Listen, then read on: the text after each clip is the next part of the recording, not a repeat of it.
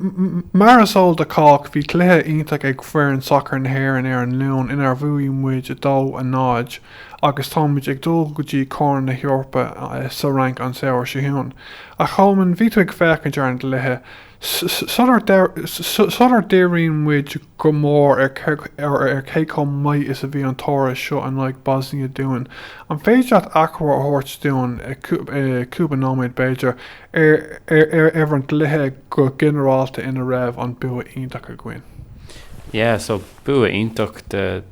muinter na hÉireann agus imráí na hÉireann agus tá mulla iontach agus mulla ulmhór tiltte go má ag na himráí agus an lucht banistíochta chuann sé áthas ar fad gur bhuaigh muid agus bhí an bua tiltte go mór dúing thosaí mar an cluthe an bhá bhí mar an dearfach ón dús agus an rud is deacra nar atá tú chun tosaí ná leanúint de raig agus leanúint de raig le himirt atá dearfach comá ach rinne mar é sin níl mud go má do gná ag déanamh é sin ach bhí mar bhád níos fearr ar an luúin agus bhí an bua tiltte go mór ag na lads agus léirigh sé an commas pelle tá ag cúpla imór cosúla Jonathan Walters fuair sé an na cúil ar an ihe agus mar luigh tú ar aigling go dtí an rank. Yeah, tá sé anna himiú mar riamh an cáilithe hí an sort bhí daoine ag smaoinemh go raibh Bosnia níos fearr deon sin aisteach go bhí sé aisteach mar luigh tú an sin mar agus ní glacadh leis na rankings mar déir siad go minic ach bhí siad sa fiúát agus níl muidne ach beidir sa 5 áit nó mar sin ach tá siad bhád chun tosaí so má ghlacadh tú leis na fíoraicí sin ba ceart go mbeadh Bosnia ag fáil an bua i ngach cluiche nar táimid ag immert ach níor léirigh siad mór an commas pelle níor léirigh siad go raibh siad a bhád níos fearr agus bhí fuinmh agin bhí níos mó pelle fiú agin darlumm agus cé go bhfuil cúpla imreoir iontach acu cosúla Edin Dzeko a bhí ag immert le Manchester City agus mír le an pianatá ag immert san idáil le Roma faoi láthair níor léirigh siad mór an agus ag an deire léirigh muid níos mó faoin chun an cluiche bhuacant agus darlumm bíon an rud is tábhachtaí ag an deire. Cé chomh maith is atá an hÉireann atá gcuineanais i gcomparáid le tíortha eile an sin tú?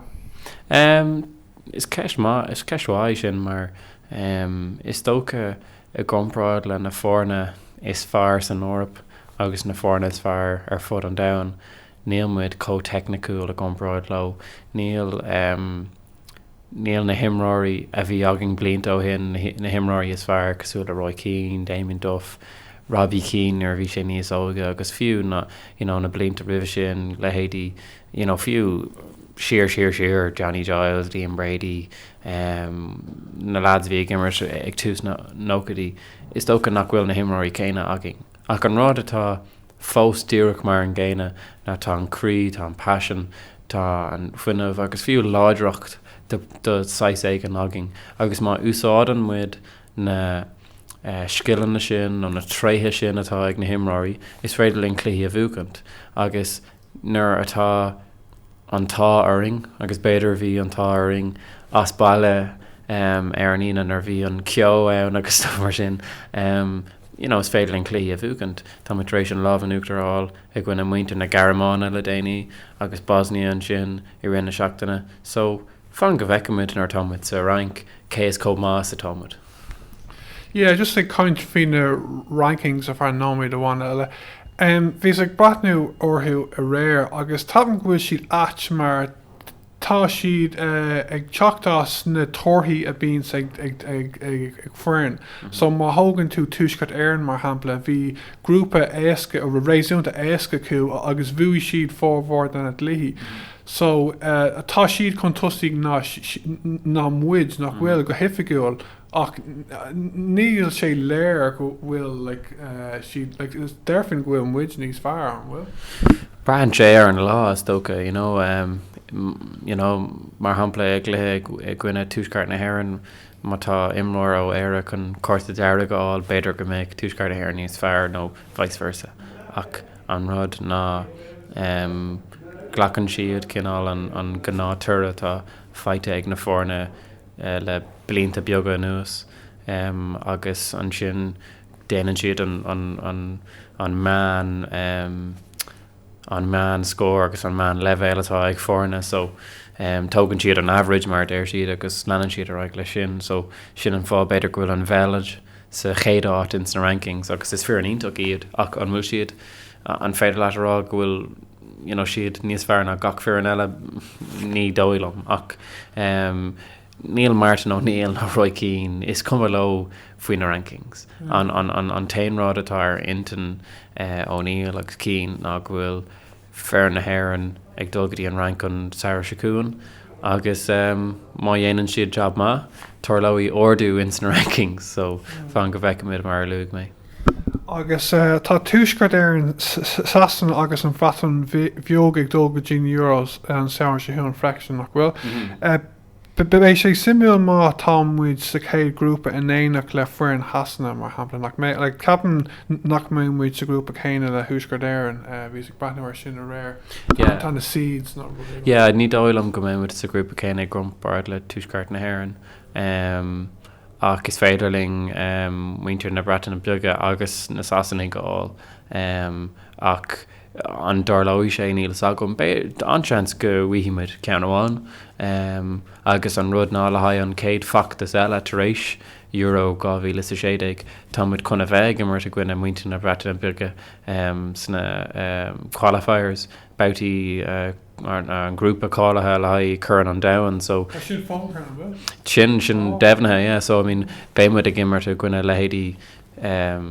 Gareth Bale agus Aaron Ramsey tá gimmart lo ach seans cléimiid a gimmart a gcuine na himráirí sin a réhan tairigh níl saging ach bhain muína golóir go méid muid chomórtasach i gcuine na fórne sin agus beidir go méid sin níos fearr immart a gcuine na himráirí sin mar tá cinálín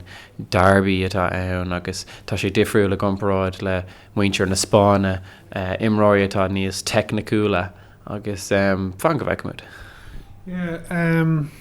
An list go céin foireann eile a mé in san grúpa ó hÉamh an cáin damda an list go.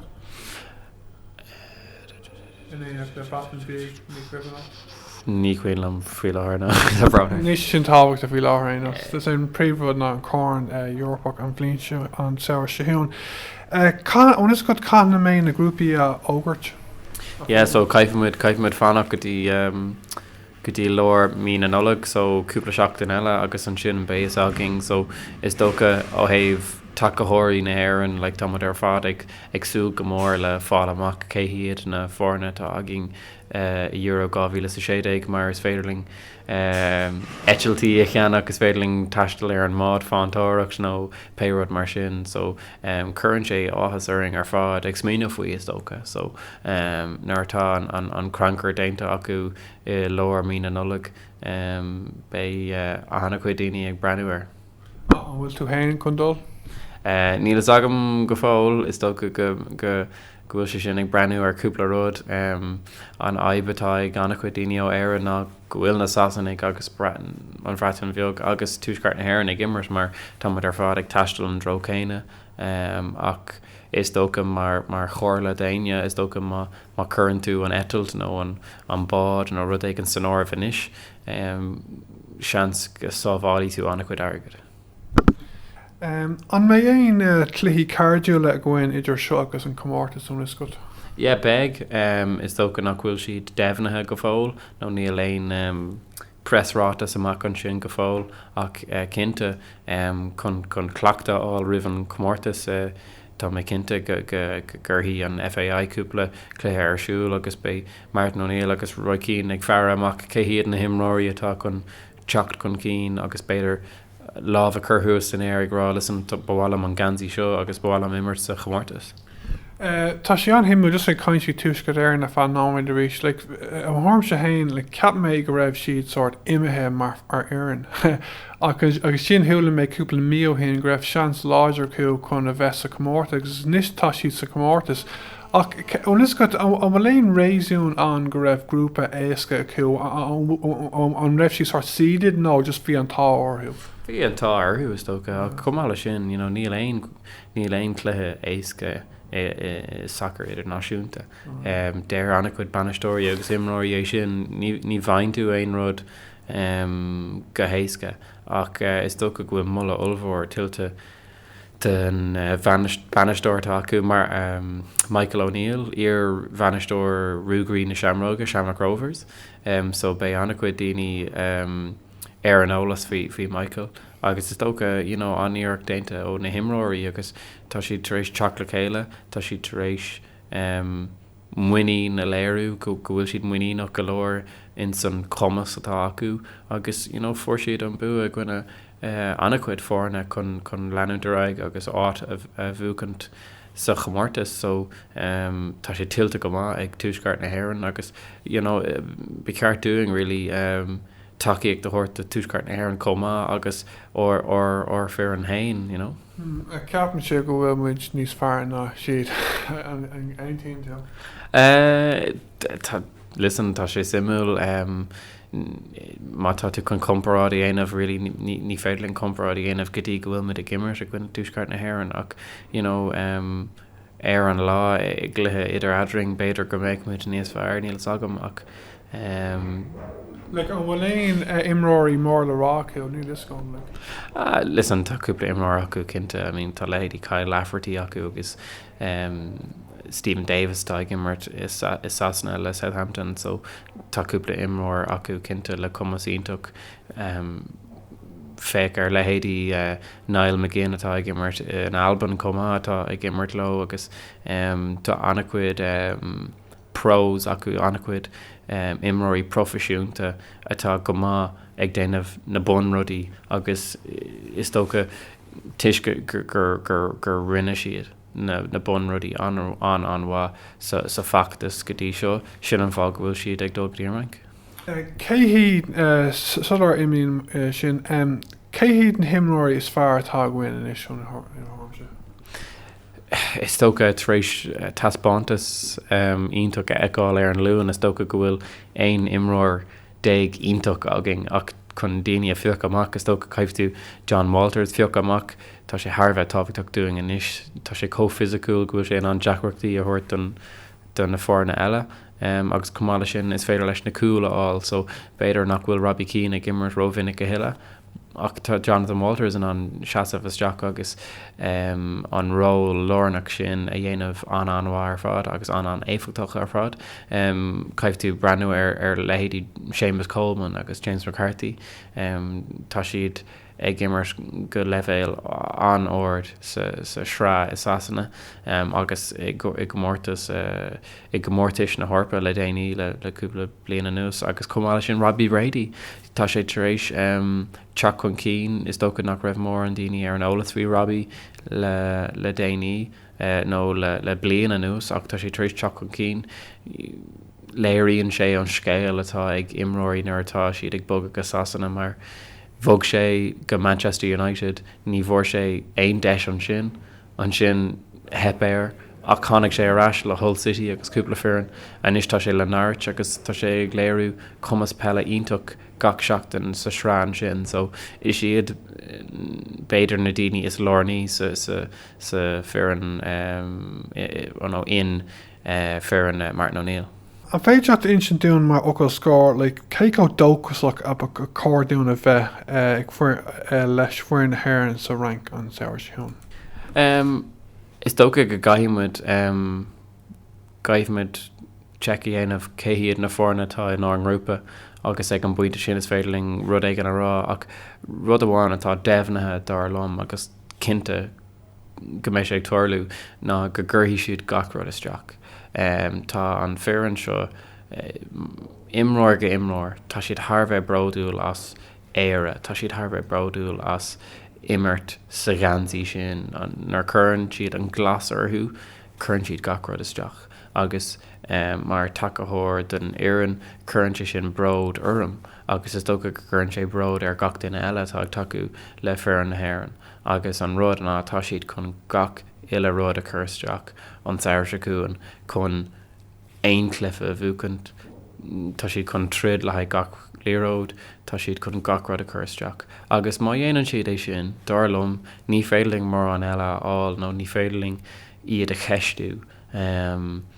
leúna dé be bua nó go acu agus má dhéanaan siad é sin caithmid a bheith thar sásta mar aim